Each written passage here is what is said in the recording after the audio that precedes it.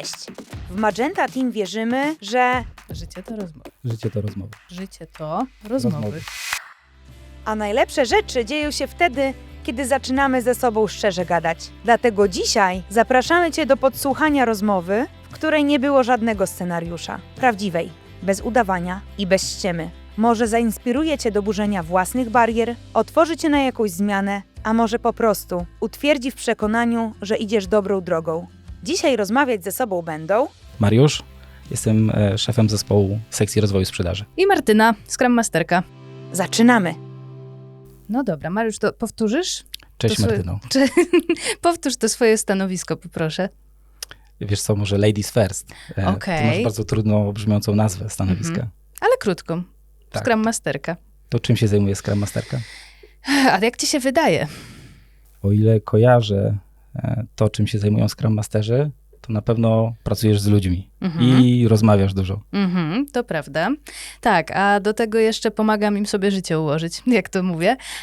No a przynajmniej tę część zawodową, ale faktycznie spędzam dużo czasu z zespołami IT przede wszystkim i pomagam im pracować efektywnie, tak bym powiedziała. A co znaczy efektywnie pracować?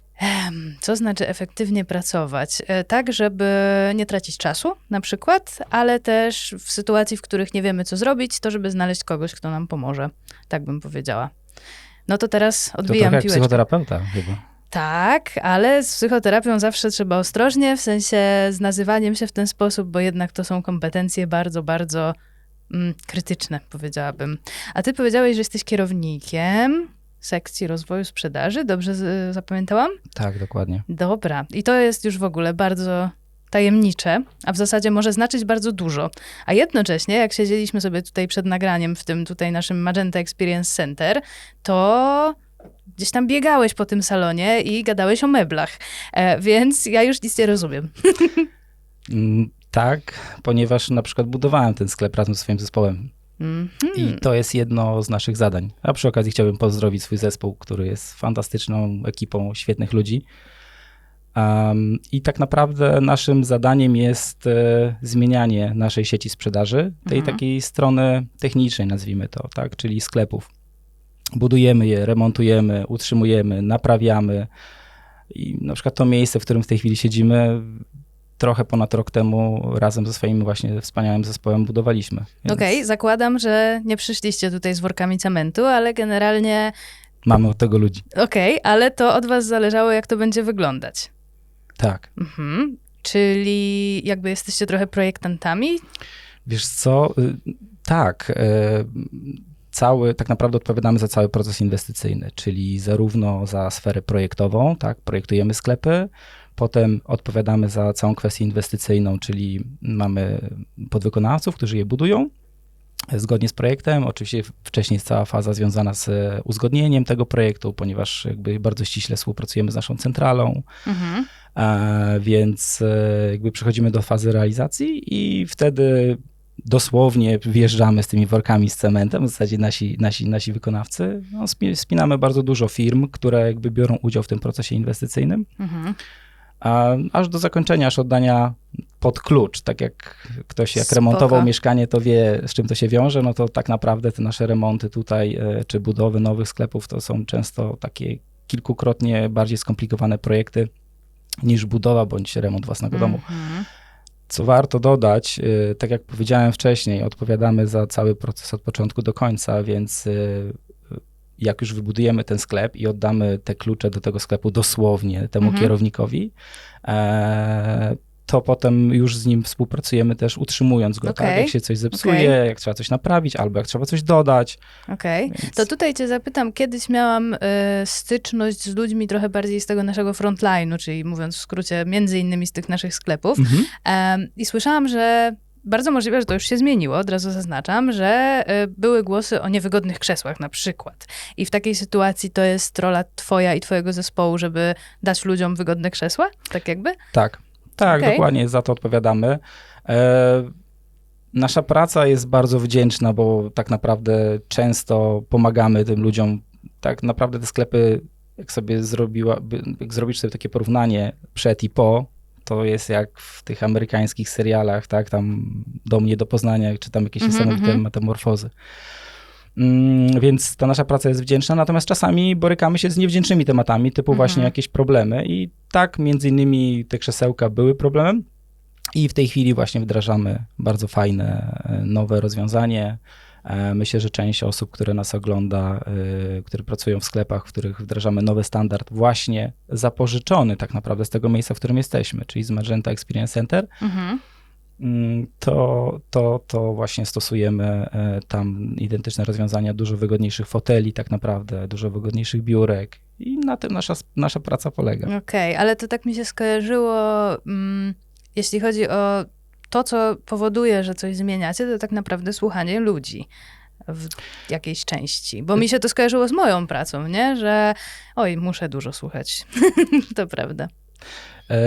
No, taką mamy rolę i tak siebie widzimy, postrzegamy naszą rolę w naszej organizacji jako praca dla ludzi. I tak naprawdę my jesteśmy użyłaś takiego fajnego słowa frontline, ono często pada u nas w organizacji, ono dla każdego oznacza trochę coś innego. Bo dla mnie frontline to są ci wszyscy ludzie, którzy mega ciężko pracują właśnie w sklepach czy w call center, ale to są też ci ludzie, którzy im pomagają, tak? Dzięki którym oni mogą robić to, co robią. A kim jest dla ciebie? Przepraszam. A jak ty rozumiesz słowo frontline? Wiesz co, jak mówiłeś, to pomyślałam, że bardzo dosłownie je rozumiem, jako linię frontu, tak na dobrą sprawę. Bo to czasami tak wygląda. Tak, bo też oczywiście, jak pewnie wiele osób gdzieś tam w życiu zdarzyło mi się pracować bezpośrednio z klientem, nie w naszej firmie, ale po prostu mając styczność, nie wiem, czy to w gastronomii, czy hotelarstwie na przykład. I tak, myślę, że jest to pewnego rodzaju wojna na co dzień czasami, ale niekoniecznie w negatywnym sensie. Po prostu jest to zaskakujące codziennie, no i wymagające, tak uważam. Dlatego ten nasz frontline tak sobie wyobrażam właśnie. To są ludzie z naszej firmy, którzy codziennie, no w sumie też walczą poniekąd o tego klienta, więc to też by się zgadzało.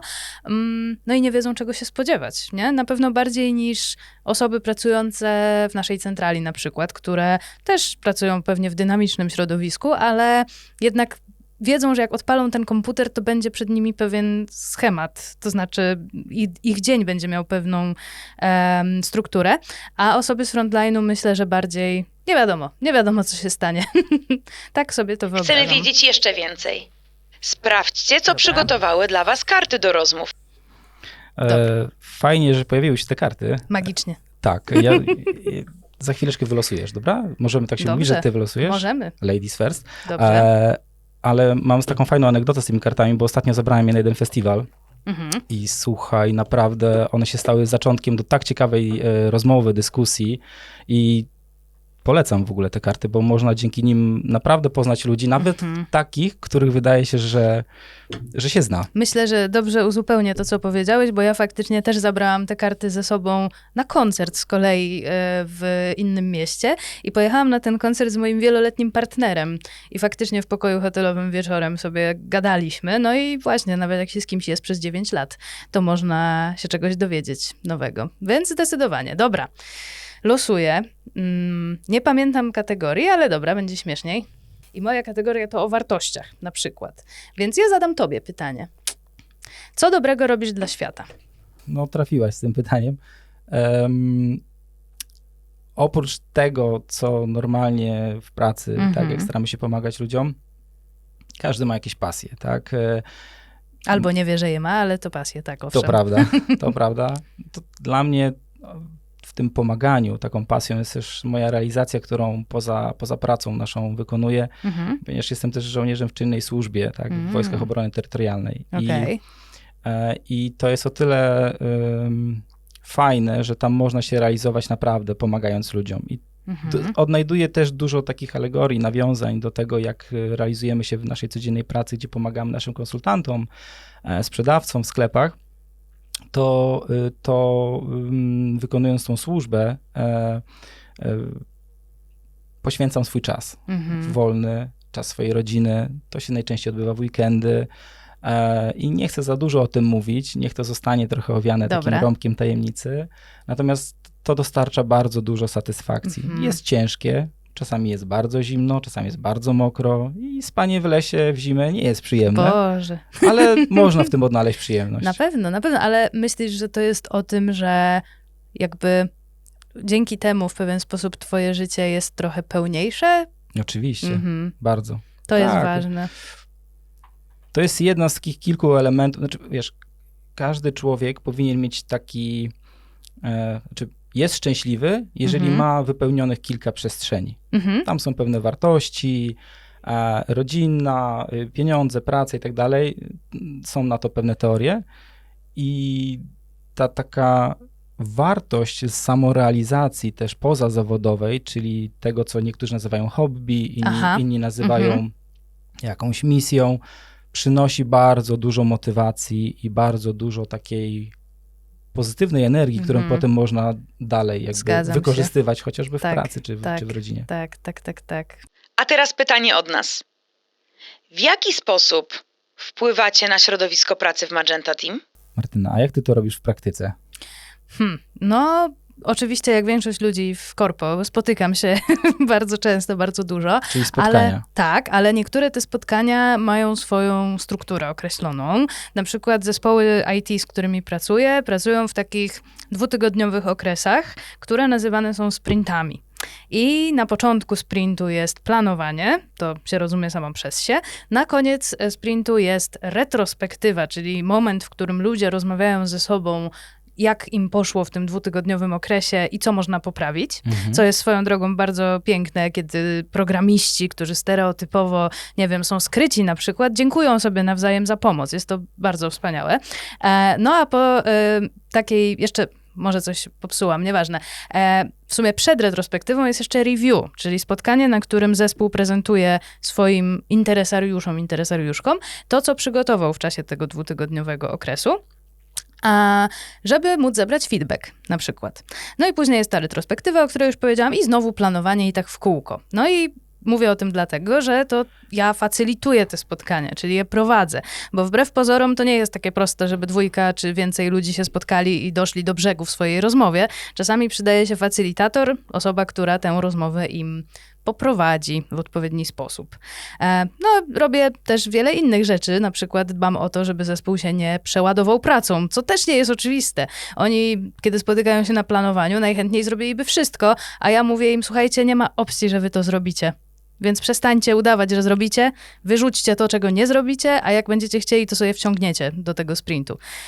Tak w skrócie mówiąc to. A ty? W jaki sposób? A ile, wiesz co, bo powiedziałaś ciekawą rzecz, że działaś w tych sprintach. Ile takich sprintów jest, albo ile może ich być? Nieskończona liczba tak naprawdę. Gdybyśmy żyli wiecznie, a firma też trwałaby wiecznie, to teoretycznie nieskończenie wiele, bo sprinty następują jeden po drugim po prostu. Tak? Nieskończoność. Taki apel, który myślę, że tutaj fajnie by było, żeby wybrzmiał z tej naszej rozmowy, jest, żeby ludzie nie bali się komunikować i nie tak naprawdę, żeby propagować też otwartą komunikację. To dzisiaj wybrzmiało w tej naszej rozmowie kilka razy, nie? Fajnie, że to poruszyłaś teraz na koniec, bo warto, żebyśmy jakby dbali o tą transparencję w naszej organizacji, w komunikacji, w formułowaniu swoich oczekiwań i tak naprawdę swoich potrzeb. Ja myślę też, że to, co jest ważne i u mnie, i u ciebie, to zachęcać ludzi do tego, żeby nie robić rzeczy bez sensu. I tutaj znowu wracamy do tej komunikacji. Super. Jeżeli... Zachęcamy ludzi, żeby nie robili rzeczy bez sensu. Tak, proszę nie robić rzeczy bez sensu. Tak, dlatego, że... Ale znowu, trzeba o tym ze sobą rozmawiać. I jak widzimy, że coś jest bez sensu, to trzeba powiedzieć, że słuchajcie, szkoda naszego czasu, nie? Także mówię, szkoda trochę, że to wszystko sprowadza się do bardzo prostych myśli, ale z drugiej strony może proste, ale niełatwe. Jest takie powiedzonko.